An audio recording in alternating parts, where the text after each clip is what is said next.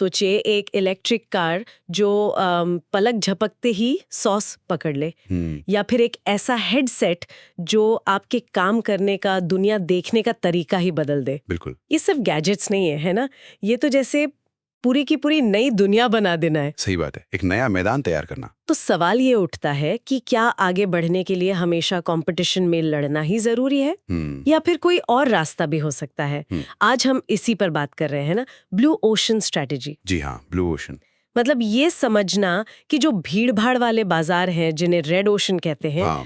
उनमें जूझने के बजाय अपना एक बिल्कुल नया शांत सा समंदर, मतलब ब्लू ओशन कैसे बनाया जाए। बिल्कुल, चलिए इसी को समझते हैं। तो पहले ये रेड ओशन और ब्लू ओशन, इनका मतलब क्या है? रेड ओशन तो शायद वही है जो हम रोज देखते हैं। हाँ बिल्कुल, रेड ओशन मतलब वो जाना पहचाना बाजार, हाँ। जहाँ हर कोई एक दूसरे से भिड़ रहा है, कंपटीशन तगड़ा है और कम हो रहा है। हाँ, सब एक दूसरे को काटने में लगे हैं। जैसे आपने कहा, बजट स्मार्टफोन का बाजार। हाँ, हर हफ्ते नया मॉडल, पर लगता है सब एक जैसे ही। मतलब खून खराबे वाला माहौल। सही कहा, बिल्कुल, खून का महासागर। और ब्लू ओशन वो बिल्कुल अलग है। वो अनदेखा, अनछुआ इलाका है जहां मुकाबला है ही नहीं। अच्छा, मुकाबला ही नहीं है? लगभग नहीं। यहां आप सिर्फ मौजूदा मांग पूरी नहीं करते जैसे रेड ओशन में होता है। यहां आप नई मांग पैदा करते हैं। मांग पैदा करते हैं, ये दिलचस्प है। जी, और यहीं पर ग्रोथ और मुनाफे के असली मौके होते हैं। कंपनियां यहां एक बहुत जरूरी काम करती हैं, वो जिसे वैल्यू कॉस्ट ट्रेड ऑफ कहते हैं, उसे तोड़ती हैं। वैल्यू कॉस्ट ट्रेड ऑफ मतलब ये कि ग्राहक को बहुत ज्यादा वैल्यू देना, कुछ नया देना, और साथ ही अपनी लागत को भी स्मार्ट तरीके से मैनेज करना, कम रखना। आमतौर पर माना जाता है कि ज्यादा वैल्यू मतलब ज्यादा लागत, पर ब्लू ओशन इसे बदल देता है। तो टेस्ला मॉडल एस प्लेड, ये इसका एक अच्छा उदाहरण है। हाँ बिल्कुल। पर क्या वो सिर्फ एक और महंगी तेज कार नहीं थी? मतलब पहले से लग्जरी गाड़ियों का बाजार तो था ही। अच्छा सवाल है। देखिए, 2021 से पहले का इलेक्ट्रिक गाड़ियों का बाजार सोचिए। या तो आपको मिलती थी किफायती गाड़ियां जैसे निसान लीफ, हाँ, जो पर्यावरण के लिए अच्छी थी। बिल्कुल, या फिर महंगी लग्जरी गाड़ियां थीं जैसे BMW i3, जिनकी परफॉर्मेंस कुछ खास नहीं थी। ओके। टेस्ला ने मॉडल एस प्लेड के साथ इस पूरे समीकरण को ही बदल दिया। उन्होंने ऐसी परफॉर्मेंस दी, मतलब 0 से 100 सिर्फ 2 सेकंड में। 2 सेकंड? ये तो अविश्वसनीय है। हाँ। ये सुपर कार लेवल की परफॉर्मेंस थी। और साथ में क्या दिया? लग्जरी फीचर्स, ऑटो पायलट, बढ़िया इंटीरियर और रेंज भी जबरदस्त, करीब 637 किलोमीटर। तो सब कुछ एक साथ। बिल्कुल। नतीजा क्या हुआ? टेस्ला ने सिर्फ उन ग्राहकों को नहीं खींचा जो पर्यावरण की सोचते थे। अच्छा, इलेक्ट्रिक में वो चीज मिल रही थी। तो उन्होंने एक नया ग्रुप ही बना लिया ग्राहकों का। एकदम, एक नया सेगमेंट, एक नया बाजार खड़ा कर दिया, जहां उनका सीधा मुकाबला करने वाला कोई था ही नहीं उस वक्त। और आंकड़े भी यही दिखाते हैं। 2021 से 24 के बीच प्रीमियम ईवी की बिक्री में करीब 40% की बढ़ोतरी हुई। ये तो कमाल है कि कैसे उन्होंने पूरी उम्मीदों को ही बदल दिया। अच्छा, ऑटो इंडस्ट्री से हटकर देखें तो एप्पल विजन प्रो, क्या वो भी कुछ ऐसा ही करने की कोशिश है वीआर स्पेस में? हाँ, काफी हद तक वैसा ही सोचा जा सकता है। जहां दूसरी कंपनियां जैसे मेटा है, वो अपने VR AR हेडसेट को ज्यादातर गेमिंग या सोशल मीडिया के लिए बेच रही थी। हाँ, वो बाजार तो अब काफी भीड़ भरा हो गया है। बिल्कुल, एक तरह का रेड ओशन ही बन रहा था वो। एप्पल ने विजन प्रो को क्या कहा? Special computing device. Special computing? हाँ, मतलब एक बिल्कुल अलग दिशा। उन्होंने इसे सिर्फ मनोरंजन या गेमिंग का साधन नहीं बताया। तो फिर क्या बताया? उन्होंने इसे काम करने, डिजाइन करने, लोगों से बात करने का एक नया तरीका बताया। जैसे असल दुनिया और डिजिटल दुनिया का एक संगम। एक नया अनुभव। बिल्कुल, एक नई कैटेगरी बनाने की कोशिश।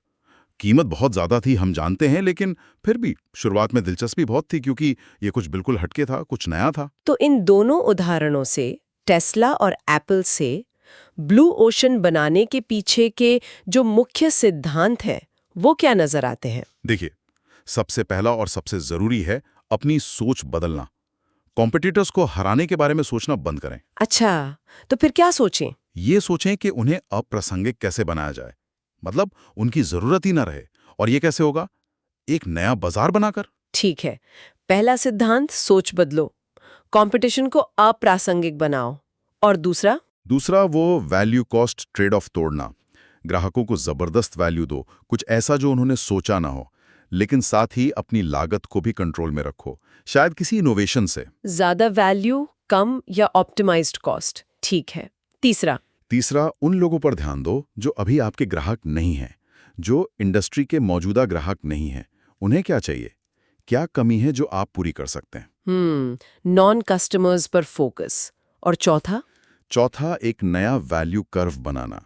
मतलब ऐसे फीचर्स या फायदे देना जो इंडस्ट्री में कोई और नहीं दे रहा।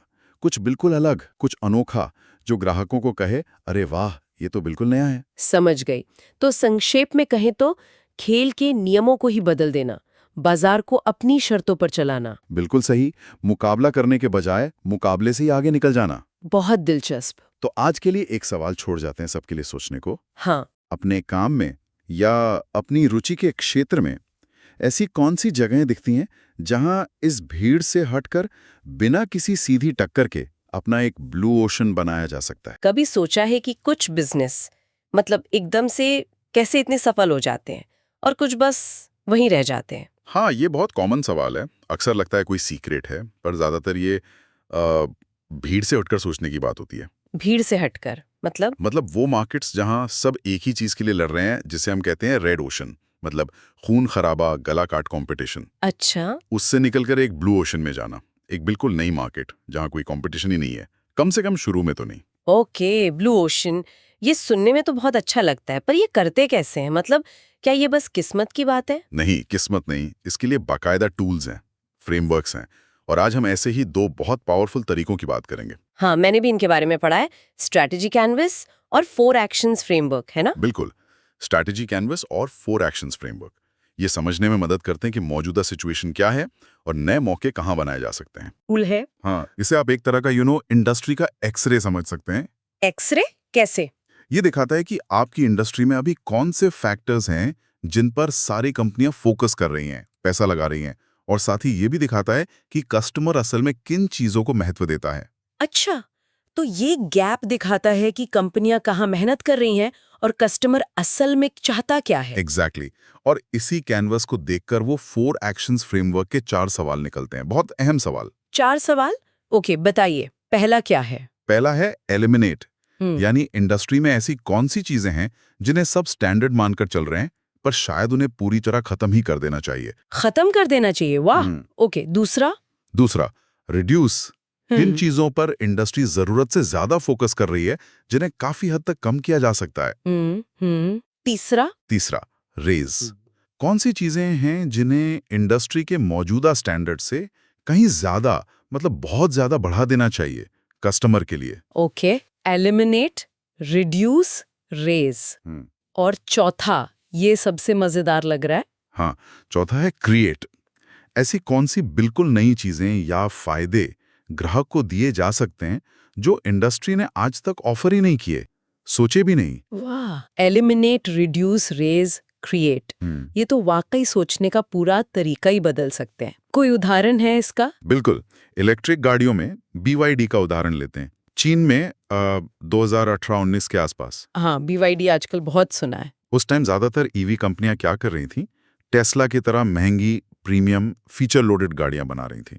वो एक तरह का रेड ओशन था। हाँ, सब लग्जरी पर फोकस कर रहे थे। लेकिन BYD ने देखा कि बहुत बड़ा तबका है ग्राहकों का जो बस एक भरोसेमंद, ठीक-ठाक रेंज वाली और सबसे जरूरी किफायती EV चाहता है। अच्छा, तो उन्होंने ये 4 एक्शन कैसे इस्तेमाल किए? एलिमिनेट क्या किया? उन्होंने वो गैर जरूरी लग्जरी इंटीरियर, बहुत सारे हाई-फाई टेक फीचर्स जिनकी आम आदमी को शायद उतनी जरूरत ना हो, वो हटा दिए। Eliminate, okay. और रिड्यूस? डिजाइन की कॉम्प्लेक्सिटी, बहुत सारे कस्टमाइजेशन के ऑप्शन, ये सब कम कर दिए। रिड्यूस। ठीक है। और रेज क्या बढ़ाया? जो कस्टमर के लिए सबसे जरूरी था, बैटरी की रेंज और सेफ्टी फीचर्स, इनको इंडस्ट्री स्टैंडर्ड से काफी ऊपर उठाया। रेज। रेंज और सेफ्टी, हाँ ये तो जरूरी है। और क्रिएट, सबसे अनोखा क्या किया? क्रिएट किया एक बिल्कुल नया सेगमेंट। उन्होंने अपनी लोकल सप्लाई चेन बनाई जिससे कॉस्ट बहुत कम हुई, और फिर उन्होंने किफायती, अच्छी रेंज वाली EVs लॉन्च की। ये बिल्कुल नया था उस वक्त। क्रिएट। अरे वाह, मतलब लग्जरी हटाकर, बेसिक जरूरतें बढ़ाकर और कीमत कम करके। हाँ, और नतीजा 2023 में BYD ने टेस्ला को पीछे छोड़ दिया, दुनिया की सबसे ज्यादा EV बेचने वाली कंपनी बन गई। उन्होंने किफायती EVs का अपना एक नया ब्लू ओशन बना लिया। कमाल है, ये तो बहुत पावरफुल फ्रेमवर्क है। अच्छा, जोमेटो गोल्ड का भी कुछ ऐसा ही था ना, जब बाकी सब बस डिस्काउंट दे रहे थे। हाँ, वो भी परफेक्ट उदाहरण है। फूड डिलीवरी में सब डिस्काउंट पर लड़ रहे थे। एक और रेड ओशन। हाँ, हर ऐप पर ऑफर्स ही ऑफर्स। जोमैटो ने सोचा सिर्फ डिस्काउंट क्यों, उन्होंने गोल्ड सब्सक्रिप्शन लॉन्च किया। ये क्रिएट था। तो उन्होंने डिस्काउंट पर फोकस कम किया, रिड्यूस और एक मेंबरशिप एक्सपीरियंस बनाया, क्रिएट, जिसमें फ्री डिलीवरी, स्पेशल ऑफर्स थे। बिल्कुल फ्री डिलीवरी जैसी चीजों को उन्होंने बढ़ाया, रेज। और सिर्फ डिलीवरी नहीं, डाइन आउट डील्स भी दी। वो सिर्फ एक डिलीवरी ऐप नहीं रहे, एक कंप्लीट फूड पार्टनर बन गए। सही। तो उन्होंने उस डिस्काउंट की लड़ाई को ही काफी हद तक बेकार बना दिया। एग्जैक्टली, कंपटीशन को इरेलेवेंट बना दिया। तो मतलब ये फ्रेमवर्क असल में हमें दिखाते हैं कि मार्केट में कहाँ कमियां हैं, कहाँ जरूरतें पूरी नहीं हो रही। अंधेरे में तीर चलाना नहीं है ये। बिल्कुल सही कहा। ये फ्रेमवर्क आपको वो गैप्स दिखाते हैं, और गैप्स को भरना ही तो इनोवेशन है। जब आप ये 4 सवाल पूछते हैं, क्या हटाएं, घटाएं, बढ़ाएं, नया बनाएं, तभी आप कुछ अलग, कुछ बेहतर बना पाते हैं। तो ये सिर्फ बड़ी कंपनियों के लिए नहीं है, कोई भी इस्तेमाल कर सकता है। कोई भी छोटा बिजनेस हो, कोई प्रोफेशनल अपने काम को बेहतर बनाना चाहता हो, ये सोचने का एक तरीका है, वैल्यू क्रिएट करने का तरीका है। कंपटीशन को हराने के लिए नहीं, बल्कि उससे आगे निकलने के लिए, उसे अप्रासंगिक बनाने के लिए। बिल्कुल, मुद्दे की बात यही है। तो अब श्रोताओं के लिए सोचने वाली बात यह है, आपके अपने काम में, आपकी इंडस्ट्री में वो कौन सी चीजें हैं जिन्हें सब मानकर चलते हैं, जिन पर शायद ये 4 सवाल लगाए जा सकते हैं? Eliminate, reduce, raise, create. हाँ, सोचिएगा जरूर। क्या पता कोई ब्लू ओशन आपका इंतजार कर रहा हो। आज हम बात कर रहे हैं उन कंपनियों की जो मतलब भीड़ भरे बाजारों की उस गलाकाट प्रतिस्पर्धा से बाहर निकलती हैं और अपने लिए एक बिल्कुल नया मैदान, एक तरह का ब्लू ओशन तैयार करती हैं। हाँ, बिल्कुल। अक्सर तो कंपनियां उस लाल सागर में, मतलब रेड ओशन में ही एक दूसरे से भिड़ती रहती हैं, जहां खून खराबा, मेरा मतलब है भयंकर मुकाबला होता है। सही कहा। लेकिन कुछ कंपनियां हैं जो इस लाल सागर से बाहर देखती हैं, नीले समंदर की तरफ, जहां कोई मुकाबला है ही नहीं। अच्छा। और इसका रास्ता है मौजूदा बाजार की सीमाओं को चुनौती देना, उन्हें फिर से बनाना। लक्ष्य कॉम्पिटिटर को हराना नहीं है, लक्ष्य है कंपटीशन को ही अप्रासंगिक बना देना, उसके मायने ही बदल देना। ये तो बहुत दिलचस्प बात है। मतलब लड़ाई जीतने की जगह मैदान ही बदल दो। तो ये होता कैसे है? खासकर जो कंपनियां पहले से स्थापित हैं, वो अपनी सोच कैसे बदल सकती हैं? हाँ, ये अच्छा सवाल है। देखिए, इसके कई तरीके हैं, पर 2 खास रास्तों पर आज जरा गौर करते हैं। पहला है अपने उद्योग के जो विकल्प है उन पर नजर डालना। विकल्प मतलब कंपनियां अक्सर सिर्फ अपने जैसे दिखने वाले प्रतिस्पर्धियों को देखती है ना। हाँ, बिल्कुल। लेकिन ग्राहक वो अपनी जरूरत पूरी करने के लिए कई बार बहुत अलग दिखने वाले विकल्प भी इस्तेमाल करता है। जैसे कि नेटफ्लिक्स वाला मामला। पहले तो लगता था कि उनका मुकाबला सिर्फ दूसरी स्ट्रीमिंग सेवाओं से है, जैसे डिज्नी प्लस या अमेजॉन प्राइम। सही, बिल्कुल सही कहा। लेकिन नेटफ्लिक्स ने ये समझा कि उनके ग्राहक मनोरंजन के लिए सिर्फ फिल्में या शो ही नहीं देखते, वो काफी समय मोबाइल गेम्स पर भी बिताते हैं। गेम्स? अच्छा। हाँ, वीडियो स्ट्रीमिंग और मोबाइल गेमिंग दोनों क्या है, मनोरंजन और खाली समय बिताने के साधन। तो ग्राहक के समय के लिए ये सीधे विकल्प थे। इसलिए 2022 में उन्होंने क्या किया, मोबाइल गेम्स को अपने प्लेटफॉर्म में जोड़ दिया। पर इससे उनका जो मुख्य काम था स्ट्रीमिंग वाला, हाँ। वो कहीं डिस्टर्ब नहीं हुआ? मतलब फोकस बटने का डर नहीं था? देखिए, ये सवाल तो बनता है, लेकिन नेटफ्लिक्स ने इसे शायद अलग नजरिए से देखा। उन्होंने अपनी पहचान सिर्फ एक स्ट्रीमिंग सर्विस से आगे बढ़ाई, उसे एक एंटरटेनमेंट डेस्टिनेशन बनाने की कोशिश की। अच्छा, एंटरटेनमेंट डेस्टिनेशन। हाँ, इससे क्या हुआ, मौजूदा ग्राहक ज्यादा समय उनके प्लेटफॉर्म पर बिताने लगे और गेमिंग में दिलचस्पी रखने वाले नए ग्राहक भी जुड़े। उन्होंने लड़ाई स्ट्रीमिंग वॉर्स से हटा दी, उसे ग्राहक के मनोरंजन के समय पर फोकस कर दिया। वाह। और इस नए मैदान में कम से कम शुरुआत में उनका कोई सीधा कॉम्पिटिटर था ही नहीं, नियम ही बदल दिए उन्होंने। समझ गई। मतलब ग्राहक की जरूरत को और बड़े पैमाने पर देखा, सिर्फ अपने मौजूदा प्रोडक्ट के हिसाब से नहीं। अच्छा, ये तो हुआ पहला तरीका। दूसरा क्या है? दूसरा तरीका है पूरक उत्पादों और सेवाओं पर ध्यान देना। पूरक उत्पाद मतलब वो चीजें जो हाँ, वो चीजें जो ग्राहक अक्सर आपके उत्पाद या सेवा के साथ या उसके आसपास इस्तेमाल करता है, भले ही वो बिल्कुल अलग इंडस्ट्री से क्यों ना हो। अच्छा, इसका कोई उदाहरण? हाँ, एक बहुत अच्छा उदाहरण है फर्नीचर कंपनी आइकिया और स्मार्ट स्पीकर कंपनी सोनोस का साथ आना। आइकिया और सोनोस, ये तो बिल्कुल अलग हैं। एक फर्नीचर, एक टेक्नोलॉजी। हाँ, बिल्कुल अलग बाजारों में थे। एक घर सजाता है, दूसरा सुनने का अनुभव बेहतर बनाता है। तो इनका तालमेल कैसे बैठा? मुझे तो लगा नहीं था कि ग्राहक इसको आसानी से अपनाएंगे। देखिए, उन्होंने ग्राहक की एक ऐसी जरूरत को पहचाना जो शायद कहीं नहीं गई थी। लोग घर में टेक्नोलॉजी चाहते थे, पर चाहते थे कि वो घर के डिजाइन में घुल मिल जाए। वो तारों और अलग-अलग डब्बों का जंजाल वो नहीं चाहते थे। हाँ, ये बात तो है। पहले क्या होता था, शेल्फ के लिए आइकिया जाओ, अच्छे स्पीकर के लिए किसी इलेक्ट्रॉनिक स्टोर पर। आइकिया और सोनोस ने इस बिखराव में एक अवसर देखा। उन्होंने मिलकर सिम्फोनिस्क रेंज बनाई। सिम्फोनिस्क? हाँ, उसमें एक बुक शेल्फ है जो स्पीकर भी है, और एक टेबल लैंप है जो स्पीकर का काम भी करता है। कमाल है। मतलब दो अलग जरूरतें पूरी करने वाले प्रोडक्ट्स को मिलाकर एक बिल्कुल नई चीज बना दी। निश्चित रूप से। इससे क्या हुआ, उन फर्नीचर खरीदारों को खींचा जो संगीत पसंद करते थे, और उन संगीत प्रेमियों को भी जो अपने घर के डिजाइन को लेकर बहुत सजग थे। और जब ये प्रोडक्ट बाजार में आए तो किसी दूसरी फर्नीचर या स्पीकर कंपनी के पास ऐसा मिला-जुला समाधान था ही नहीं। सही बात है। तो एक बार फिर उन्होंने कंपटीशन को अप्रासंगिक बना दिया, क्योंकि उन्होंने प्रॉब्लम ही बदल दी। सवाल सिर्फ बेहतर स्पीकर या बेहतर शेल्फ बनाने का नहीं रह गया था। सवाल बन गया था, घर में संगीत सुनने के अनुभव को सहज और सुंदर कैसे बनाया जाए। तो नेटफ्लिक्स और ये आइकिया सोनोस वाले उदाहरणों से एक बात तो साफ है, कंपनियां अक्सर अपनी ही बनाई हुई इंडस्ट्री की सीमाओं में कैद सी रहती हैं, जबकि अवसर शायद बाहर देखने से मिलते हैं। बिल्कुल सही कहा। अक्सर कंपनियां अपने मौजूदा ढांचे में या जो उनका सफल मॉडल चल रहा है उसमें इतनी रम जाती हैं कि वो इन बाहरी अवसरों को देख ही नहीं पाती। इनोवेशन का मतलब सिर्फ प्रोडक्ट को थोड़ा बेहतर बनाना नहीं है, बल्कि बाजार को, ग्राहक की जरूरत को, प्रॉब्लम को ही एक नए नजरिए से देखना है। जब आप बाजार की सीमाएं फिर से बनाते हैं तो आप एक ऐसा नया खेल का मैदान तैयार करते हैं जहां नियम आप तय करते हैं। तो सोचने वाली बात यह है कि अपनी मौजूदा प्रतिस्पर्धा में ही उलझे रहने के बजाय क्या अपने आसपास देखने और बाजार की सीमाओं को एक नए तरीके से परिभाषित करने का कोई अवसर अभी मौजूद है? यही सबसे महत्वपूर्ण सवाल है। शायद अगला बड़ा अवसर, अगला ब्लू ओशन किसी नए आविष्कार में नहीं छिपा है, वो हमारे सोचने के तरीके को बदलने में ही छिपा हो सकता है।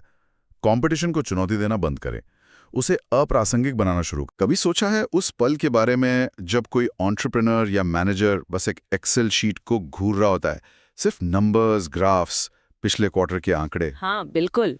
पर उनमें कोई जान नहीं होती, कोई फ्यूचर की झलक नहीं मिलती, और अक्सर यहीं से बिजनेस स्ट्रैटेजी शुरू होती है ना। बिल्कुल, ज्यादातर तो यही होता है। पिछली परफॉर्मेंस देखी, कंपटीशन को देखा और बस अगले कदम तय कर लिए।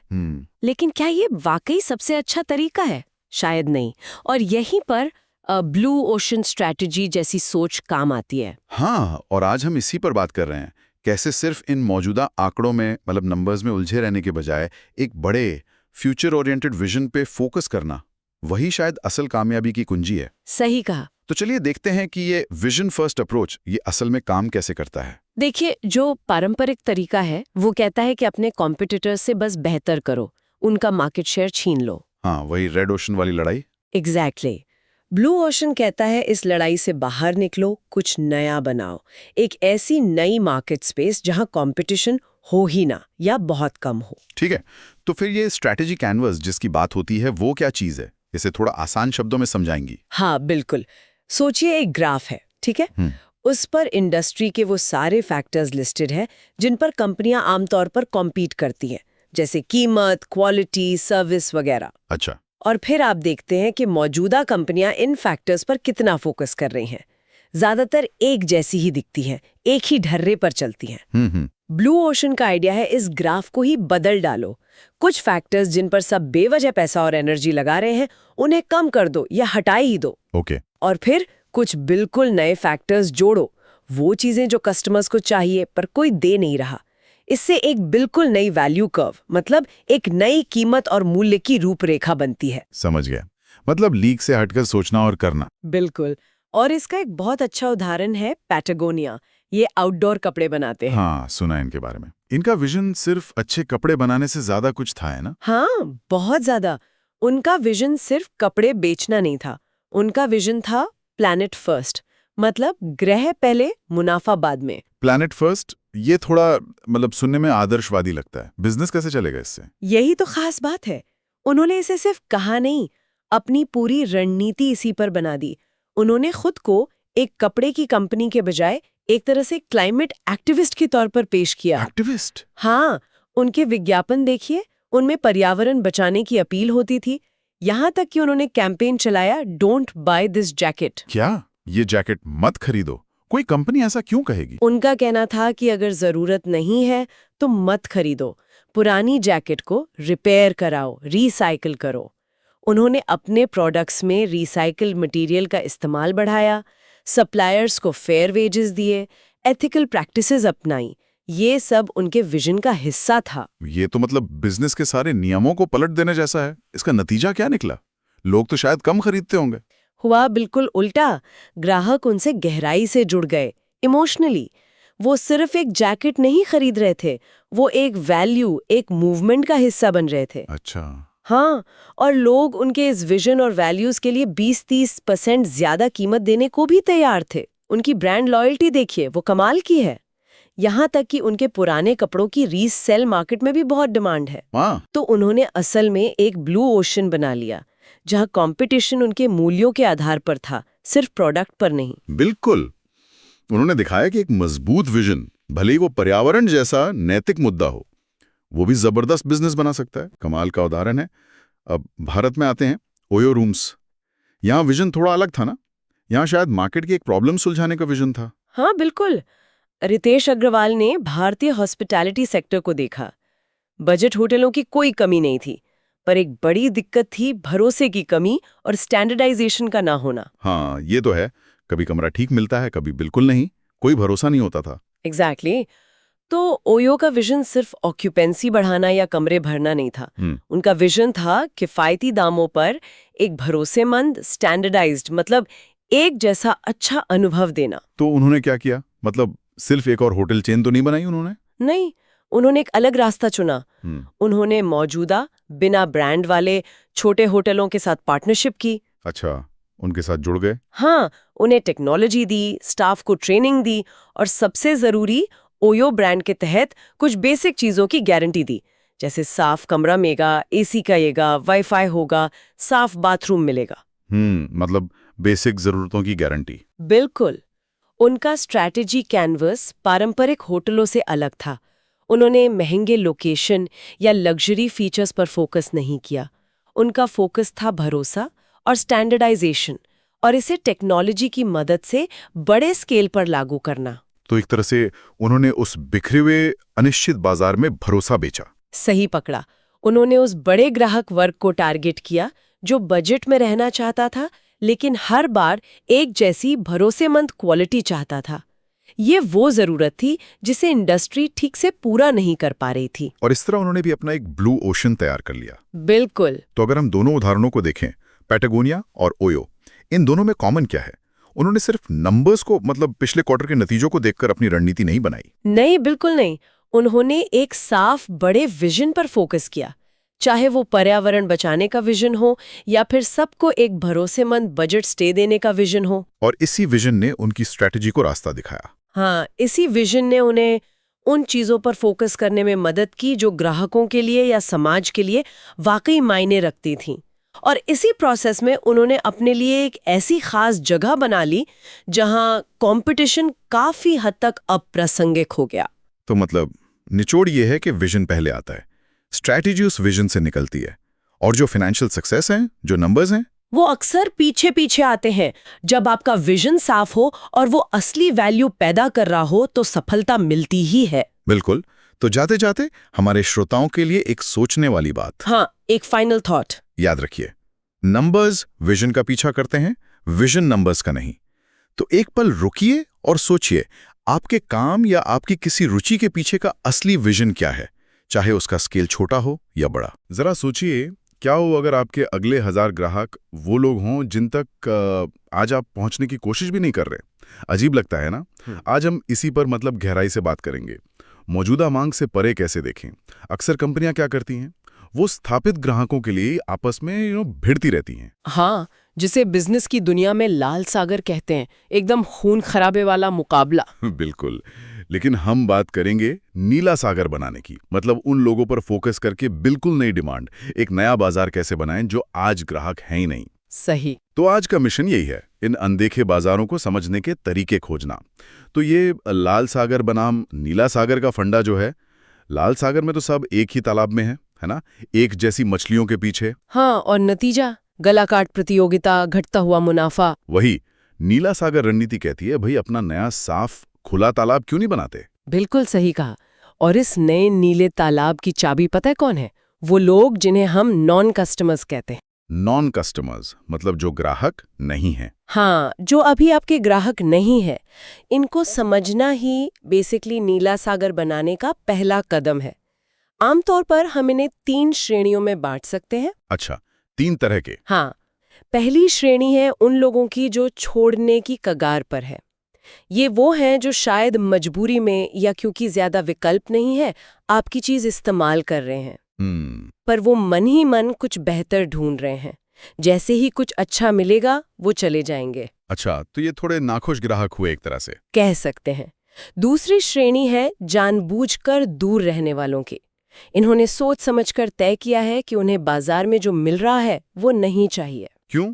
मतलब क्या वजह हो सकती है? कई वजह हो सकती हैं। हो सकता है कीमत बहुत ज्यादा लगती हो, या चीज इस्तेमाल करना बहुत मुश्किल हो, या शायद उन्हें उसमें कोई वैल्यू ही ना दिखती हो।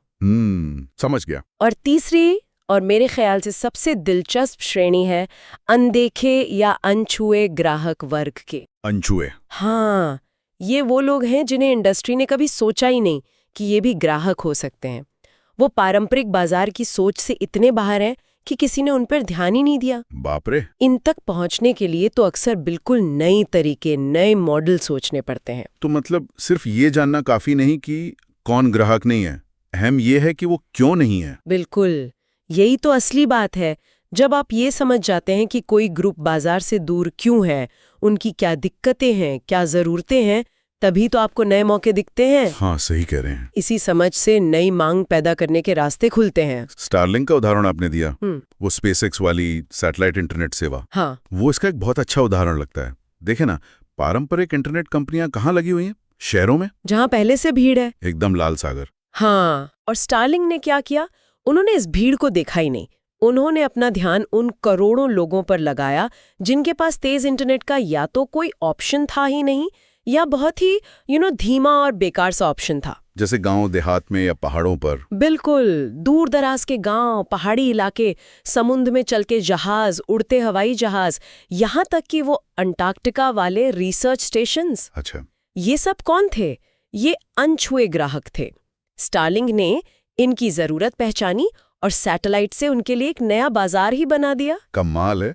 मतलब जहां दूसरों को सिर्फ मुश्किल दिख रही थी, वहां उन्होंने अवसर देखा। एग्जैक्टली। ये सिर्फ मौजूदा बाजार का हिस्सा लेना नहीं था, ये बाजार को बड़ा करना था। भारत में भी तो ऐसे उदाहरण होंगे, नायका जैसे। हाँ बिल्कुल, नायका की शुरुआती रणनीति देखिए। कुछ साल पहले याद कीजिए, भारत में ब्यूटी प्रोडक्ट्स खरीदना कैसा था। ज्यादातर दुकानें बड़े शहरों में थीं या कुछ गिनी चुनी वेबसाइट। छोटे शहरों में तो बहुत दिक्कत थी, वैरायटी नहीं मिलती थी। सही कहा। नायका ने यहाँ 2 बड़े नॉन कस्टमर ग्रुप्स को पहचाना। पहला, पुरुषों का ग्रूमिंग सेगमेंट।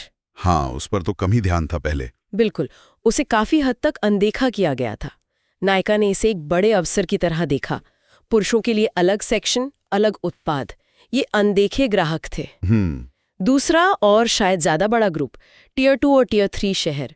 छोटे शहरों के बहुत से लोग, खासकर महिलाएं, ऑनलाइन ब्यूटी प्रोडक्ट्स इसलिए नहीं खरीद रहे थे क्योंकि वो भरोसा नहीं कर पा रहे थे, या उन्हें वो रेंज नहीं मिल रही थी जो मेट्रो शहरों में थी। हाँ, डिलीवरी वगैरह की भी चिंता रहती होगी। बिल्कुल, तो ये एक तरह से जानबूझकर दूर रहने वाले थे। उन्हें चाहिए तो था, पर मौजूदा तरीके काम नहीं कर रहे थे। नायका ने अपने ई-कॉमर्स और लॉजिस्टिक्स से इस गैप को भरा। अच्छा, उन्होंने उन तक वही रेंज, वही भरोसा पहुंचाया। तो नायका ने भी बेसिकली कंपटीशन से सीधी लड़ाई करने के बजाय उन लोगों तक अपनी पहुंच बनाई जो पहले ग्राहक थे ही नहीं। एकदम सही। फोकस सप्लाई पर नहीं, डिमांड पैदा करने पर था। उन्होंने समझा कि लोग क्यों नहीं खरीद रहे और फिर उन बाधाओं को हटाया, यही है नीला सागर। तो सार ये है कि विकास की सबसे बड़ी संभावना शायद वही है जहां हम देख ही नहीं रहे, नॉन कस्टमर्स में। बिल्कुल।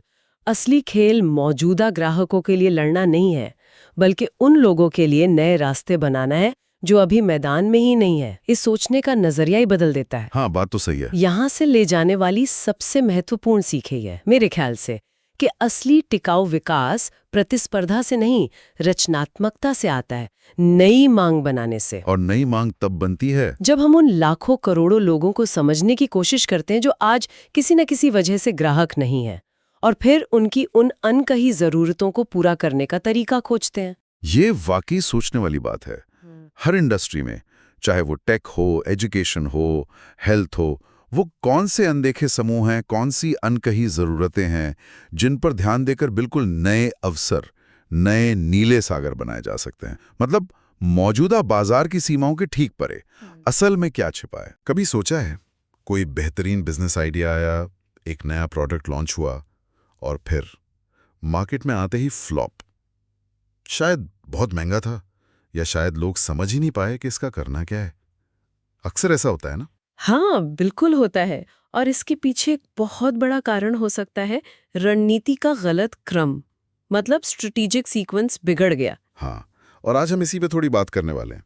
किसी भी नए बिजनेस या प्रोडक्ट की सफलता के लिए ये जो सही रणनीतिक क्रम है, ये कितना जरूरी है। सही बात है।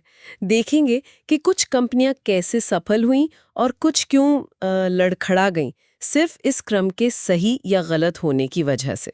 तो ये है क्या आखिर ये स्ट्रेटेजिक सीक्वेंस? आपने कहा 4 कदम है। हाँ, 4 मुख्य कदम हैं, और देखिए इन्हें इसी क्रम में फॉलो करना बहुत जरूरी है। ओके, क्या है वो 4? पहला, खरीदार उपयोगिता, मतलब बायर यूटिलिटी। दूसरा? कीमत, प्राइस। तीसरा? लागत यानी कॉस्ट। और चौथा, अपनाना, एडॉप्शन। ठीक है, तो सबसे पहले खरीदार उपयोगिता, ये क्यों सबसे अहम है? क्योंकि यहीं से सब शुरू होता है। सवाल ये है, क्या आपका प्रोडक्ट या सर्विस ग्राहक के लिए वाकई, मतलब सच में कुछ असाधारण मूल्य, कोई एक्सेप्शनल वैल्यू दे रहा है? असाधारण मतलब? सिर्फ थोड़ा बेहतर होना काफी नहीं है। नहीं, बिल्कुल नहीं। असाधारण का मतलब है या तो उनकी कोई बड़ी समस्या हल हो रही हो, या उन्हें कोई ऐसा अनुभव मिल रहा हो जो पहले कभी नहीं मिला। कुछ हटके होना चाहिए। अगर यहीं पर, मतलब उपयोगिता में ही दम नहीं है, तो फिर आगे की सारी रणनीति बेकार है। कीमत, लागत, सब धरा रह जाएगा। समझ गया। मतलब पहले ये पक्का कर लो कि लोग इसे चाहेंगे भी या नहीं, इस्तेमाल करेंगे भी या नहीं। एग्जैक्टली। अच्छा, तो मान लीजिए उपयोगिता जबरदस्त है, लोगों को पसंद आ रहा है, फिर आता है दूसरा कदम, कीमत। हाँ, कीमत। और ध्यान रहे, उपयोगिता साबित होने के बाद कीमत तय करनी है, क्योंकि तभी लोग पैसे देने को तैयार होंगे जब वो उसकी वैल्यू समझ चुके हों। सही बात है। और कीमत ऐसी हो जो ज्यादा से ज्यादा लोगों तक पहुंचे, मतलब मास मार्केट वाली कीमत, सिर्फ कुछ अमीर लोगों के लिए नहीं। हाँ, यह जरूरी है, वरना आपका मार्केट शुरू में ही छोटा रह जाएगा। बिल्कुल। लक्ष्य होना चाहिए कि ज्यादा से ज्यादा ग्राहक जुड़े। ठीक है, उपयोगिता हो गई, फिर हम लोगों के लिए सही कीमत भी तय हो गई। अब तीसरा कदम, लागत। इसका कीमत से क्या कनेक्शन है? ये बहुत क्रूशियल है।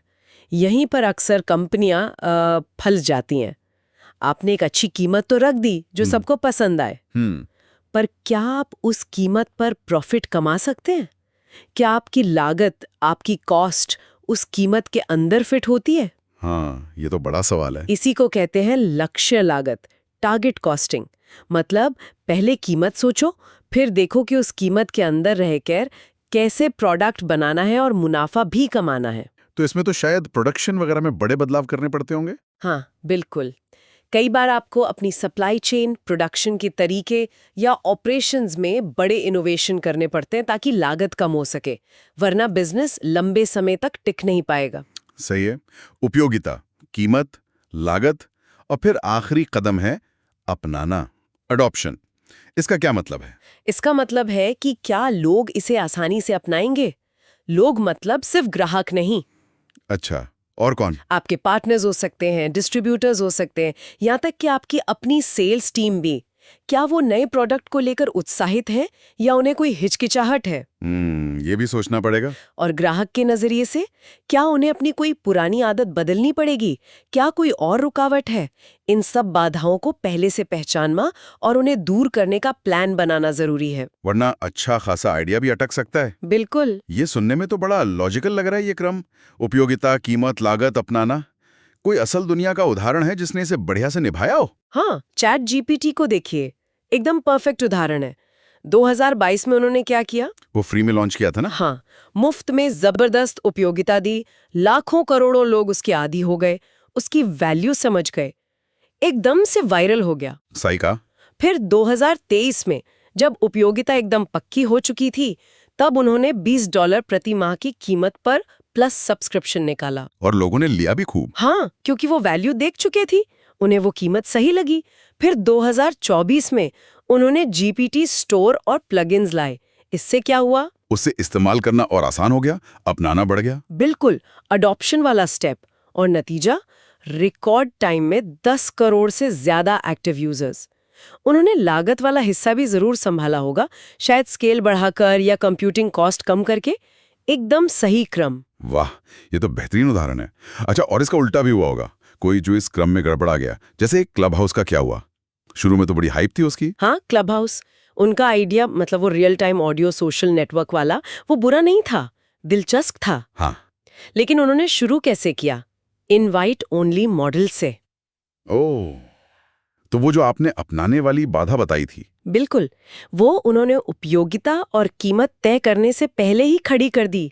शायद सोचा होगा कि एक्सक्लूसिविटी से खिंचाव पैदा होगा। पर वो ये भूल गए कि सोशल नेटवर्क की असली उपयोगिता तो उसके साइज में होती है, नेटवर्क इफेक्ट में। जितने ज्यादा लोग, उतनी ज्यादा वैल्यू। तो मतलब दरवाजा बंद रखा और जब तक खोला तब तक शायद लोग कहीं और चले गए थे। कुछ ऐसा ही हुआ। शुरुआती हाइप तो बनी, लेकिन वो मास मार्केट तक पहुंच ही नहीं पाए। वो नेटवर्क इफेक्ट बना ही नहीं, क्रम गलत हो गया और नतीजा, टिक नहीं सके। ये तो बिल्कुल साफ हो गया। अच्छा, भारत में भी ऐसे उदाहरण होंगे ना, जैसे स्विगी या जोमेटो? हाँ, बिल्कुल। फूड डिलीवरी प्लेटफॉर्म्स को देखिए। उन्होंने पहले क्या किया? रेस्टोरेंट से खाना घर मंगाने की उपयोगिता, मतलब कन्वीनियंस, को साबित किया। हाँ, वो तो बहुत बड़ी जरूरत पूरी की उन्होंने। फिर उन्होंने ऐसी कीमत रखी, डिलीवरी चार्ज वगैरह, जो आम ग्राहक दे सके, बहुत ज्यादा नहीं। सही। इसके बाद उन्होंने अपनी लागत कम करने पर फोकस किया, लॉजिस्टिक्स सुधारे, डिलीवरी नेटवर्क को ऑप्टिमाइज किया ताकि प्रॉफिट बन सके। और फिर ऑफर्स, डिस्काउंट्स, मेंबरशिप प्रोग्राम्स जैसे स्विगी वन या जोमेटो गोल्ड लाकर इसे अपनाना और आसान बना दिया। वाह, तो उन्होंने भी यही क्रम फॉलो किया, उपयोगिता, कीमत, लागत, अपनाना। हाँ, मोटे तौर पर यही क्रम था और इसीलिए वो सफल रहे और टिके हुए हैं। तो मतलब निचोड़ यही है कि ये जो 4 कदम हैं, उपयोगिता, कीमत, लागत, अपनाना, ये सिर्फ एक लिस्ट नहीं है। इनका सही क्रम ही किसी नई पहल की किस्मत तय कर सकता है। बिल्कुल सही कहा। क्रम का ध्यान रखना ही टिकाऊ सफलता की कुंजी है, चाबी है। ये पक्का करता है कि आपका आइडिया सिर्फ सुनने में अच्छा ना हो, बल्कि बिजनेस के तौर पर चल भी सके और लोग उसे अपनाएं भी। तो आखिर में सोचने वाली बात यही है, रणनीति में क्रम मायने रखता है, ठीक वैसे ही जैसे जीवन में। कभी सोचा है कि क्यों कुछ टीमें, मतलब अनथीन मीटिंग्स में ही फंसी रहती हैं, कुछ आगे ही नहीं बढ़ता? हाँ, और वहीं दूसरी तरफ आप इन्फोसिस या गूगल जैसी कंपनियों को देखते हैं। बिल्कुल, वो कैसे सारे प्रतिरोध को पार करके इतनी तेजी से आगे बढ़ जाती हैं? यही आज का मुद्दा है।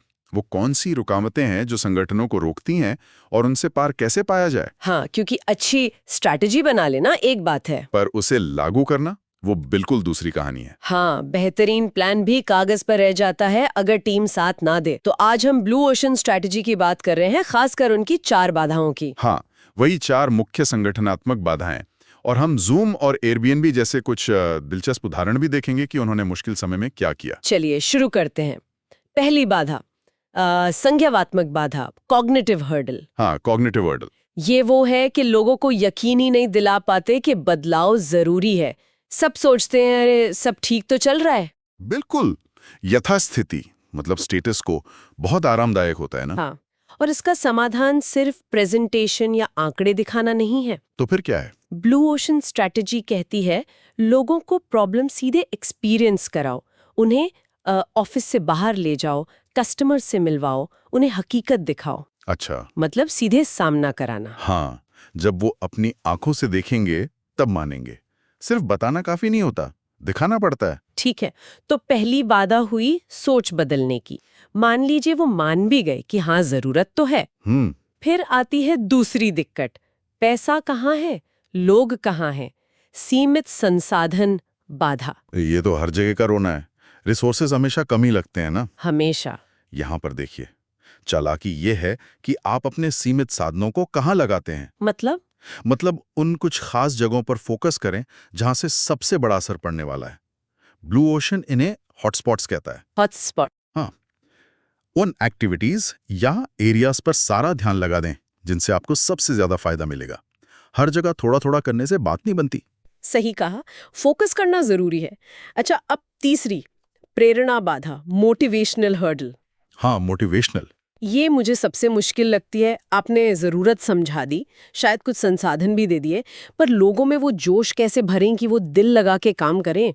ये वाकई मुश्किल है, पर यहाँ टिपिंग पॉइंट लीडरशिप का कॉन्सेप्ट काम आता है। टिपिंग पॉइंट लीडरशिप, वो क्या है? मतलब संगठन में उन कुछ खास लोगों को पहचानिए जिनका बहुत ज्यादा प्रभाव है, जो इन्फ्लुएंसर्स हैं। अच्छा। अगर आप उन किंग पिन्स को प्रेरित कर पाएं, उन्हें बोर्ड पर ले आएं, तो उनका उत्साह और विश्वास पूरी टीम में फैल जाता है। ये दिलचस्प है। तो कुछ मुख्य लोगों पे फोकस करना। हाँ, और साथ ही प्रक्रिया का निष्पक्ष होना, मतलब फेयर प्रोसेस, बहुत जरूरी है। लोगों को लगना चाहिए कि उनके साथ सही हो रहा है, उनकी बात सुनी जा रही है, तभी वो मोटिवेट होंगे। सही बात है। और अब चौथी और शायद सबसे डरावनी बाधा, राजनीतिक बाधा, पॉलिटिकल हर्डल। हाँ, ऑफिस पॉलिटिक्स। हाँ। अंदरूनी खींचतान। वो लोग जिनका मौजूदा सिस्टम में फायदा है, जो बदलाव का विरोध करते हैं, कभी खुलकर कभी छिपकर। और इन्हें नजरअंदाज करना बहुत भारी पड़ सकता है। तो क्या करें? समाधान है ऐसे विरोधियों या डेविल्स एडवोकेट को जल्दी पहचानना और फिर उनसे भागना नहीं, बल्कि उन्हें बातचीत में शामिल करना। उनकी चिंताएं समझिए, उन्हें नए प्लान के फायदे दिखाइए। कभी कभी आप उन्हें न्यूट्रलाइज कर सकते हैं या शायद अपना समर्थक भी बना ले। ये तो बहुत प्रैक्टिकल बात है। चलिए जरा जूम का उदाहरण देखते हैं। महामारी आई और रातों रात उनकी मांग 20 गुना बढ़ गई। सोचिए जरा। ये तो मतलब एक साथ सपना भी है और बुरा सपना भी। उन्होंने इन बाधाओं को कैसे पार किया होगा? देखिए, संज्ञानात्मक बाधा तो महामारी ने ही दूर कर दी। सबको अचानक दिख गया कि वीडियो कॉन्फ्रेंसिंग कितनी जरूरी है। जरूरत पर कोई सवाल ही नहीं था। वो तो था। फिर संसाधन बाधा, उनकी सबसे बड़ी चुनौती थी सर्वर कैपेसिटी। जाहिर है। तो उन्होंने बाकी सब छोड़कर अपना सारा ध्यान और पैसा सर्वर बढ़ाने में लगा दिया। ये हॉटस्पॉट पर फोकस करने का क्लासिक उदाहरण है। और वो स्कूलों को मुफ्त एक्सेस देना, वो भी कमाल का मूव था। एक तरह से उन्होंने अपने प्रोडक्ट को ही एक संसाधन बना दिया और गुडविल भी कमाई। और प्रेरणा। इतनी बड़ी चुनौती के बीच टीम को मोटिवेटेड कैसे रखा? देखिए, उस वक्त दुनिया को जोड़े रखने का जो मिशन था, वो अपने आप में एक बहुत बड़ा प्रेरक था। हाँ, वो तो है। लीडरशिप ने लगातार उस मिशन पर जोर दिया। और शायद जब बाहरी खतरा इतना बड़ा हो तो अंदरूनी राजनीतिक मतभेद कुछ कम हो जाते हैं। सब मिलकर लड़ रहे थे। ये बात तो है। अब एयरबीएनबी को देखें, उनकी कहानी तो बिल्कुल उलट थी। हाँ, महामारी में उनकी बुकिंग्स करीब करीब 0 हो गईं। उनके लिए तो अस्तित्व का संकट था। बिल्कुल। तो संज्ञानात्मक बाधा तो एकदम साफ थी, बिजनेस मॉडल बदलना ही पड़ेगा। हाँ, डेटा चीप चीक कर कह रहा था कि बदलाव जरूरी है। अब संसाधन बाधा की बात करें। उनके पास क्या था? बुकिंग्स तो थी नहीं। उन्होंने अपने एसेट्स को दोबारा देखा। सिर्फ घर नहीं, उनका टेक प्लेटफॉर्म, उनका होस्ट नेटवर्क, ये सब उनके संसाधन थे। अच्छा, उन्होंने इसे कैसे इस्तेमाल किया? यहीं से ऑनलाइन एक्सपीरियंस का आइडिया आया। उन्होंने अपने प्लेटफॉर्म और होस्ट नेटवर्क का इस्तेमाल करके बिल्कुल नया प्रोडक्ट लॉन्च कर दिया। वाह, ये तो कमाल की सोच थी। इसने न सिर्फ बिजनेस को एक लाइफलाइन दी, बल्कि कर्मचारियों को प्रेरणा भी दी। एक नया रोमांचक लक्ष्य मिल गया। फोकस डर से हटकर अवसर पर आ गया। और शायद अंदरूनी राजनीति के लिए वक्त ही नहीं बचा होगा। शायद जब कंपनी बचाने की लड़ाई हो तो लोग अक्सर साथ आ जाते हैं। तो इन दोनों उदाहरणों से ये बात एकदम साफ हो जाती है ना, कि सिर्फ एक अच्छा आइडिया होना ही सब कुछ नहीं है। बिल्कुल नहीं। असली चुनौती आती है उसे लागू करने में, इन संगठनात्मक बाधाओं को पार करने में। जूम और एयरबीएनबी की सफलता सिर्फ उनके आइडिया की कहानी नहीं है। नहीं है, ये दबाव में उनकी संगठनात्मक चुस्ती, टीम को प्रेरित करने की क्षमता और मुश्किल हालात में भी रणनीति को अमल में लाने की कहानी है। मतलब बाहरी संकट ने शायद इन बाधाओं को जल्दी तोड़ने में मदद की। हाँ, कह सकते हैं। जो काम शायद सामान्य समय में सालों लगते, वो संकट में महीनों में हो गया। इसने बदलाव की जरूरत और अर्जेंसी को बहुत बढ़ा दिया। तो आज की चर्चा का सार यही निकलता है कि कोई भी बड़ा बदलाव लाना हो, चाहे वो बिजनेस में हो या कहीं और, सिर्फ प्लान बनाना काफी नहीं है। असली लड़ाई तो संगठन के अंदर की है। इन 4 दीवारों को तोड़ना, सोच, संसाधन, प्रेरणा और राजनीति। हाँ, और अच्छी बात यह है कि ये दीवारें तोड़ी जा सकती हैं। ये बाधाएं अजेय नहीं हैं। इन्हें समझा जा सकता है और सही अप्रोच से इन पर जीत हासिल की जा सकती है। तो शायद सोचने वाली बात यह है बिल्कुल कि हम सबके अपने काम में, अपने संगठन में ऐसी कौन सी बाधाएं हैं जिन्हें पहचानने और तोड़ने की जरूरत है, ताकि असली तरक्की हो सके। बेहतरीन योजनाएं भी अक्सर हकीकत क्यों नहीं बन पाती। हम सब जानते हैं कि किसी बड़े लक्ष्य के लिए रणनीति बनाना कितना जरूरी है, पर फिर भी कहीं ना कहीं कुछ गड़बड़ हो जाती है। आज हम ऐसी पहेली को सुलझाने की कोशिश करेंगे कि कैसे किसी योजना को कामयाब बनाने वाला जो निष्पादन है, यानी उसे असल में करना, वो आखिरी स्टेप नहीं बल्कि रणनीति का ही हिस्सा होना चाहिए शुरू से ही। बिल्कुल सही कहा। देखिए, जो पारंपरिक सोच है ना, वो अक्सर रणनीति स्ट्रैटेजी और निष्पादन एग्जीक्यूशन को अलग अलग देखती है। हाँ, कि पहले सोच लो फिर बाद में देखेंगे कैसे करना। हाँ बिल्कुल, पहले सोचो फिर करो। लेकिन यहीं पर ब्लू ओशन स्ट्रैटेजी का एक बहुत जरूरी सिद्धांत है। अच्छा।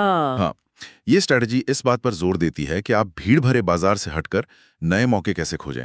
और इसका मानना है कि सफल होने के लिए रणनीति बनाते वक्त ही, बिल्कुल शुरुआत में ही, ये सोचना बेहद जरूरी है कि उसे जमीन पर उतारा कैसे जाएगा। क्या वो करना मुमकिन भी है? कहीं ऐसा तो नहीं कि खर्चा बहुत ज्यादा आ जाए?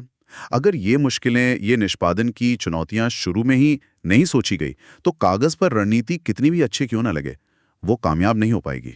तो ये जो अलग अलग रखने की सोच है रणनीति और निष्पादन को, ये आती कहाँ से है? क्या इसलिए कि अक्सर अलग अलग टीमें होती हैं इन कामों के लिए? हाँ, ये एक बड़ा कारण है। अक्सर ऐसा ही होता है, एक टीम है जो सोच रही है, दूसरी टीम है जो उसे कर रही है। लेकिन आप स्पॉटिफाई रैप्ट का उदाहरण देखिए। हाँ, वो तो सब जानते हैं आजकल। बिल्कुल। तो उनकी रणनीति सिर्फ ये नहीं थी कि संगीत स्ट्रीम करना है।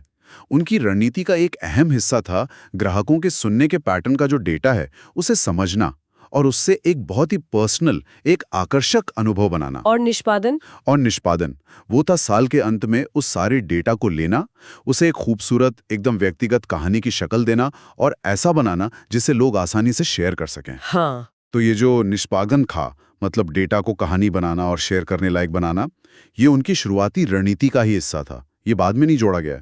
और लोग उसे कितना शेयर करते हैं, वो तो वायरल हो जाता है हर साल। ये तो बैठे बिठाए मार्केटिंग हो गई उनके लिए। सही। पर क्या ये सिर्फ डेटा को सुंदर दिखाने भर से हुआ? नहीं, ये उससे कहीं ज्यादा गहरी बात है। देखिए, स्पॉटिफाई ने सिर्फ डेटा नहीं दिया, उन्होंने उसे एक ऐसी कहानी में पिरोया जिसे शेयर करने में लोगों को मजा आता है, गर्व महसूस होता है। उनके पसंदीदा कलाकार कौन थे, कौन से गाने सुने, कितने घंटे सुने, और फिर उसे सोशल मीडिया पर शेयर करना बहुत आसान बना दिया। तो ये जो निष्पादन था, यानी आसानी से साझा करने लायक एक कहानी वाला फॉर्मेट, ये उनकी रणनीति का ही एक अभिन्न अंग था। और इसी ने उनके लिए एक तरह का ब्लू ओशन, एक बिल्कुल अलग मैदान तैयार कर दिया, जहां वो बाकियों से एकदम अलग दिखें और उन्हें मुफ्त में इतनी असरदार पब्लिसिटी मिली। ये तो बढ़िया उदाहरण है। अच्छा, अब स्विगी, इंस्टामार्ट की बात करते हैं। वो जो दावा करते हैं 15 मिनट में किराने का सामान घर पर, ये कैसे मुमकिन है? सुनने में ही बहुत मुश्किल लगता है। बिल्कुल। देखिए, उनकी रणनीति थी 15 मिनट में डिलीवरी। ग्राहकों के लिए ये बहुत बहुत बड़ा आकर्षण था। हाँ बिल्कुल, टाइम बचता है। लेकिन सोचिए, ये वादा वो तभी निभा सकते थे जब उनके डिलीवरी हब और जो स्टोर पार्टनर हैं, वो ग्राहकों के बेहद नजदीक हों। बहुत पास। हाँ, वरना 15 मिनट में कैसे पहुंचेगा? सही बात है। पर इसमें एक बड़ा जोखिम भी था, है ना? अगर ये 15 मिनट वाली रणनीति नहीं चली, तो ये जो इतना बड़ा पार्टनर नेटवर्क बनाने में निवेश किया, वो सब बेकार जा सकता था। हाँ, ये तो बहुत बड़ा सवाल है। काफी हिम्मत का काम था। बिल्कुल। और यहीं पर रणनीति में निष्पादन को बुनने वाली बात आती है। स्विगी ने यह समझा कि 15 मिनट डिलीवरी का वादा बिना एक मजबूत और घने पार्टनर नेटवर्क के सिर्फ एक खोखला वादा रह जाएगा। इसलिए उन्होंने घोषणा करने से पहले, मार्केट में ये बात लाने से पहले भी, बड़ी संख्या में स्टोर पार्टनर्स को अपने साथ जोड़ने और जगह जगह हब बनाने पर पूरा जोर लगा दिया। अच्छा, यानी तैयारी पहले कर ली। हाँ, अगर वो पहले वादा कर देते और फिर पार्टनर ढूंढना शुरू करते तो क्या होता? शुरू में ही डिलीवरी में देर होती, है ना? ग्राहक निराश होते और शायद पूरी रणनीति ही नाकाम हो जाती। सही बात है। उन्होंने ये जोखिम उठाया, लेकिन उन्होंने निष्पादन को यानी उस पार्टनर नेटवर्क को अपनी रणनीति यानी 15 मिनट डिलीवरी की बुनियाद बनाया। उसे कोई बाद में जोड़ी जाने वाली चीज नहीं समझा। तो मतलब सार ये निकल रहा है कि सिर्फ एक बहुत शानदार क्रांतिकारी विचार या रणनीति बना लेना ही काफी नहीं है। एकदम सही। उस विचार को हकीकत में बदलने के लिए कौन लोग लगेंगे, कैसे होगा, कहाँ होगा, क्या संसाधन चाहिए होंगे, यह सब कुछ रणनीति बनाते समय ही सोचना पड़ेगा। अब निष्पादन की जो चुनौतियां हैं, जैसे स्पॉटिफाई के लिए डेटा को कहानी में बदलना था या स्विगी के लिए वो पूरा डिलीवरी नेटवर्क खड़ा करना, इन चुनौतियों को शुरू में ही पहचानना और उनके हल रणनीति में ही शामिल करना, यही असल में सफलता की कुंजी है। हाँ। और ब्लू ओशन स्ट्रैटेजी हमें यही सिखाती है। सिर्फ नया विचार मत सोचो, उसे हकीकत बनाने की एक पुख्ता योजना भी शुरू से ही सोचो। दोनों साथ साथ चलने चाहिए। तो आज की इस बातचीत से ये बात तो बिल्कुल साफ हो गई कि किसी भी योजना की कामयाबी सिर्फ उसके आइडिया पर नहीं टिकी है, बल्कि इस बात पर बहुत ज्यादा निर्भर करती है कि उससे अमल में लाने का रास्ता यानी निष्पादन शुरू से ही कितना सोचा समझा गया है। हाँ, बिल्कुल। सोचने वाली बात ये भी है कि क्या हम इस सिद्धांत को सिर्फ बिजनेस में ही नहीं बल्कि अपनी रोजमर्रा की जो निजी योजनाएं होती हैं, हमारे अपने लक्ष्य होते हैं, उनमें भी इस्तेमाल कर सकते हैं शायद। हाँ, कभी सोचा है आपने कि क्यों कुछ कंपनियां वो जो गला काट कंपटीशन होता है ना, उससे एकदम निकलकर अपनी एक अलग ही दुनिया बना लेती हैं? हाँ बिल्कुल। मतलब जहाँ कोई टक्कर देने वाला ही ना हो दूर दूर तक। सही कहा। और ये सिर्फ बेहतर प्रोडक्ट या कम कीमत की बात नहीं होती, ये तो जैसे खेल के नियम ही बदल देना है। इसी सोच को ब्लू ओशन रणनीति कहते हैं। वो लाल सागर वाली खूनी लड़ाई से निकलकर अपना एक शांत नीला समंदर बनाना। हाँ, नीला समंदर। और ये होता कैसे? आपने कहा वैल्यू इनोवेशन। बिल्कुल, वैल्यू इनोवेशन मतलब ग्राहक को कुछ ऐसा देना जो एकदम नया हो, उनकी कोई बड़ी जरूरत पूरी करता हो, और मजे की बात यह कि साथ साथ कंपनी अपनी लागत भी काबू में रखे। अच्छा, तो ये कोई जादू नहीं है, ये एक सोची समझी रणनीति है। हाँ बिल्कुल, सोची समझी रणनीति। तो आज इसी को समझने के लिए हमारे पास दो बड़े दिलचस्प उदाहरण हैं। एक फैशन की दुनिया से शीन। हाँ, शीन तो बहुत पॉपुलर है। और दूसरा टेक्नोलॉजी की दुनिया से टेस्ला। देखते हैं इन्होंने कैसे अपनी अपनी इंडस्ट्री को कह सकते हैं हिला कर रख दिया। हाँ। चलिए पहले शीन से शुरू करते हैं। हाँ करते हैं। फैशन मतलब पहले क्या था? ज़ारा, H&M, बड़े बड़े स्टोर्स, साल में कुछ फिक्स्ड सीजन्स। हाँ वही, शीन ने ये सब कैसे बदल दिया? शीन ने तो समझ लीजिए पारंपरिक फैशन के सारे नियम ही तोड़ दिए। जहां ज़ारा जैसे बड़े ब्रांड्स को डिज़ाइन से स्टोर तक पहुंचने में हफ्ते लग जाते थे और वो भारी भरकम स्टॉक रखते थे। हाँ, स्टॉक का बड़ा रिस्क रहता होगा। बिल्कुल। शीन ने कहा हमें ये सब चाहिए ही नहीं। उन्होंने 3 बड़े कह सकते हैं दांव खेले। पहला तो शायद वो AI और डेटा वाला था। मतलब बड़े डिजाइनरों पर टिके रहने के बजाय उन्होंने सीधे social media, TikTok, Instagram, blog से पता लगाया कि यंग लोग असल में क्या पहनना चाहते हैं, वो भी रियल टाइम में। सही पकड़ा, बिल्कुल। ये पहला और बहुत महत्वपूर्ण कदम था। AI ने बताया ट्रेंड क्या है। फिर दूसरा कदम था उनका वो अनोखा मैन्युफैक्चरिंग मॉडल। अच्छा, वो कैसे? उन्होंने हजारों छोटी छोटी वर्कशॉप्स का एक नेटवर्क बनाया। जैसे ही AI से नया ट्रेंड पता चला, फटाक से बिल्कुल तेजी से सिर्फ 100-200 पीस का छोटा सा ऑर्डर दिया। सिर्फ 100-200 पीस? हाँ, और ये सिर्फ 3 दिन में बनकर तैयार और वेबसाइट पर लाइव। 3 दिन? अरे वाह, ज़ारा के हफ्तों के मुकाबले ये तो मतलब कमाल की तेजी है ना? और तीसरा कदम जिसे नो इन्वेंट्री मॉडल कहते हैं, वो शायद सबसे क्रांतिकारी था। हाँ, इसके बारे में बताइए। No inventory? बिल्कुल, क्योंकि शुरू में सिर्फ छोटे बैच बनाए तो स्टॉक जमा होने का मतलब माल ना बिकने का रिस्क वो लगभग खत्म ही हो गया, 0। अच्छा। अगर कोई आइटम हिट हो गया तो तुरंत और बनवा लिया, नहीं चला तो ठीक है बंद कर दिया, कोई बड़ा नुकसान नहीं। वाह, तो नतीजा क्या हुआ इसका? नतीजा, ग्राहकों को हर रोज नए एकदम ट्रेंडी डिजाइन मिलते रहे, लगातार, और वो भी अविश्वसनीय रूप से कम दाम पर। और कंपनी की लागत भी कम रही होगी, क्योंकि कोई महंगे स्टोर नहीं, कोई बिना बिका स्टॉक नहीं। सही बात है। कोई बड़े स्टार डिजाइनर का खर्चा नहीं, तो उन्होंने एक तरह से ultra fast on demand fashion का एक बिल्कुल नया बाजारी बना दिया। हाँ, जहां ग्राहक को वैरायटी और सस्तापन मिला और कंपनी को कम रिस्क और जबरदस्त तेजी। ये वाकई वैल्यू इनोवेशन है। बिल्कुल। अच्छा, अब टेस्ला की तरफ चलते हैं। हाँ। इलेक्ट्रिक गाड़ियों की दुनिया में जब वो आए, उस वक्त सबसे बड़ा डर क्या था? वो रेंज की चिंता, है ना? हाँ। बैटरी खत्म हो गई तो क्या होगा? हाँ, ये ईवी अपनाने में सबसे बड़ी रुकावट थी, बहुत बड़ी। बाकी कंपनियां अच्छी गाड़ियां तो बना रही थी, पर चार्जिंग का क्या? उसके लिए वो दूसरों पर निर्भर थे। और वो या तो धीमे होते थे या भरोसेमंद नहीं थे शायद। बिल्कुल। टेस्ला ने इस नस को पकड़ा। उन्होंने समझा कि भाई गाड़ी बेचने से पहले ये चार्जिंग का डर मिटाना होगा। और उन्होंने क्या किया? अपना खुद का सुपर चार्जर नेटवर्क बना डाला। ये तो बहुत बड़ा और महंगा कदम रहा होगा। मतलब एक तरह का जुआ नहीं था ये? देखिए, ये एक बहुत बड़ा लेकिन सोचा समझा दांव था। सिर्फ गाड़ी नहीं, बल्कि उसे इस्तेमाल करने का पूरा अनुभव बदलने का दांव। अच्छा, पूरा अनुभव? हाँ, उन्होंने सिर्फ कार बनाने पर फोकस नहीं किया, उन्होंने इलेक्ट्रिक मोबिलिटी का एक पूरा इकोसिस्टम खड़ा कर दिया। उनके सुपरचार्जर तेज थे, भरोसेमंद थे और सबसे जरूरी, हाईवे पर सही जगहों पर लगाए गए थे। इससे क्या हुआ? इससे ग्राहकों की जो सबसे बड़ी चिंता थी, रेंज एंजाइटी, वो जड़ से खत्म हो गई। अब आप टेस्ला लेकर लंबी दूरी की यात्रा भी आराम से कर सकते थे। मतलब टेस्ला सिर्फ कार नहीं बेच रही थी, वो एक पूरा समाधान, एक भरोसेमंद लंबी दूरी की यात्रा का अनुभव बेच रही थी। और यही चीज उन्हें बाकी सबसे अलग करती थी। बिल्कुल सही। सालों तक कोई दूसरी कंपनी ये अनुभव दे ही नहीं पाई। ये क्लासिक वैल्यू इनोवेशन है, ग्राहक की उस सबसे बड़ी समस्या का हल देना जिसे पूरी इंडस्ट्री नजरअंदाज कर रही थी। और इसी ने टेस्ला को एक भीड़ भरे बाजार से निकालकर उनके अपने नीले सागर में पहुंचा दिया। एकदम। तो जब हम इन दोनों को, शीन और टेस्ला को साथ देखते हैं, तो एक पैटर्न सा दिखता है ना? ये सिर्फ मौजूदा कंपटीशन को हराने की कोशिश नहीं कर रहे थे। बिल्कुल नहीं। पारंपरिक कंपनियां अक्सर क्या पूछती हैं? वो पूछती हैं हम मौजूदा कॉम्पिटिटर से सस्ता कैसे बेचें, या हम अपने प्रोडक्ट में और कौन सा नया फीचर डाल दें। हाँ, मतलब थोड़ी और बेहतरी कैसे लाएं। हाँ, लेकिन ब्लू ओशन सोचने वाले सवाल ही बदल देते हैं।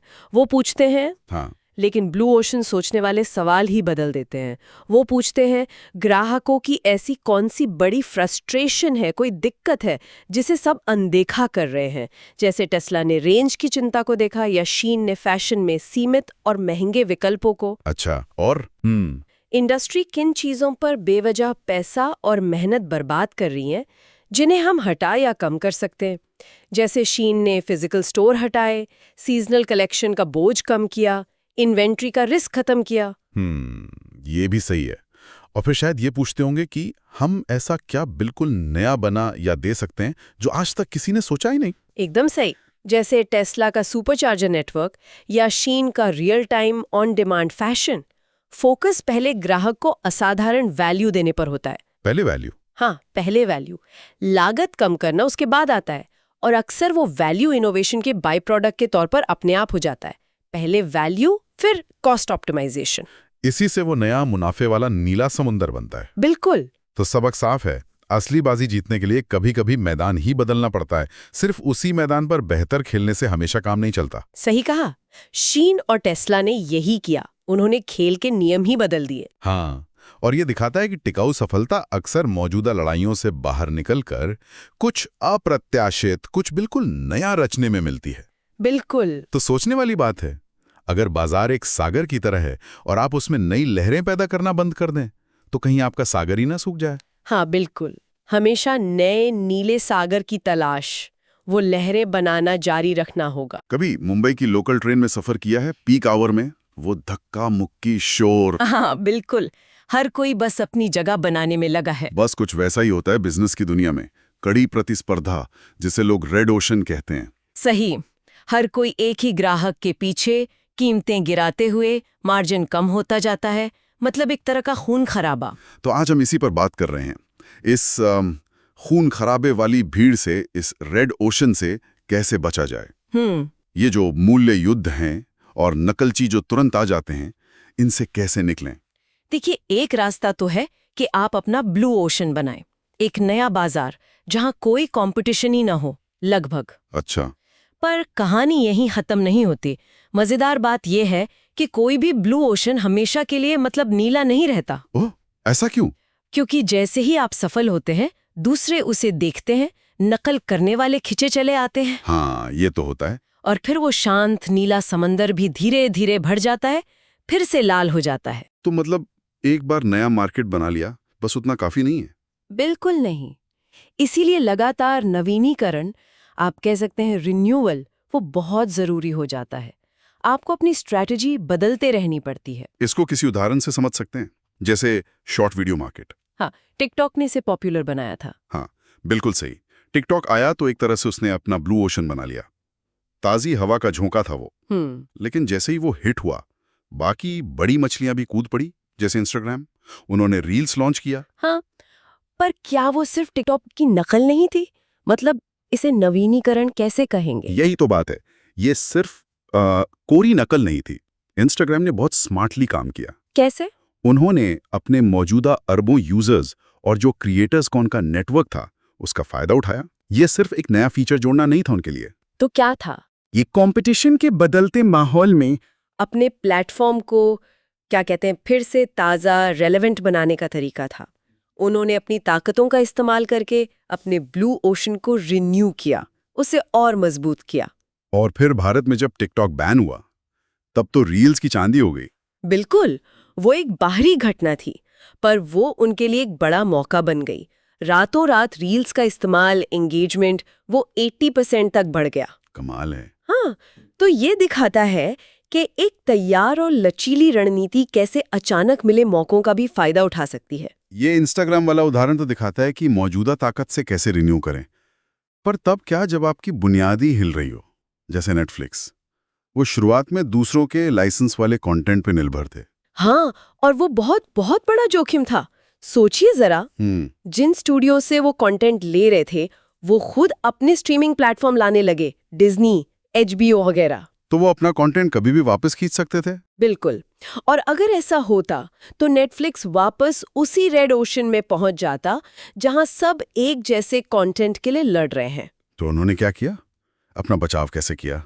उन्होंने एक बड़ा कदम उठाया, ओरिजिनल कंटेंट बनाना शुरू किया। जैसे हाउस ऑफ कार्ड्स। जी हाँ, House of Cards, Stranger Things, ये सिर्फ नए शो नहीं थे। ये नेटफ्लिक्स का अपने ब्लू ओशन को रिन्यू करने का तरीका था। मतलब ऐसा कंटेंट देना जो कहीं और मिले ही नहीं। इससे यूजर्स को उनके प्लेटफॉर्म पर टिके रहने की एक ठोस वजह मिली और उन्होंने खुद को भीड़ से एकदम अलग कर लिया। एक ऐसी दीवार बना ली जिसे पार करना मुश्किल था। ये वाकई एक बड़ा दाम था। काफी महंगा भी रहा होगा। हाँ, पर सफल रहा। अगर वो ये नहीं करते तो शायद आज नेटफ्लिक्स वो नहीं होता जो वो है। तो नवीनीकरण का मतलब सिर्फ छोटे-मोटे बदलाव नहीं, कभी-कभी पूरी दिशा बदलना भी होता है। तो हमने देखा कि सफलता कंपटीशन को खींचती है और आज का जो शांत नीला समंदर है, वो कल लाल हो सकता है। कोई भी बढ़त परमानेंट नहीं है। यही सबसे जरूरी बात है। रणनीति कोई पत्थर की लकीर नहीं है। कंपनियों को लगातार कुछ नया सोचना होगा, या अपने मौजूदा बाजार को बेहतर बनाना होगा, या फिर कोई बिल्कुल नया रास्ता खोजना होगा। रेड ओशन के जाल से बचने का सच पूछिए तो यही एक तरीका है।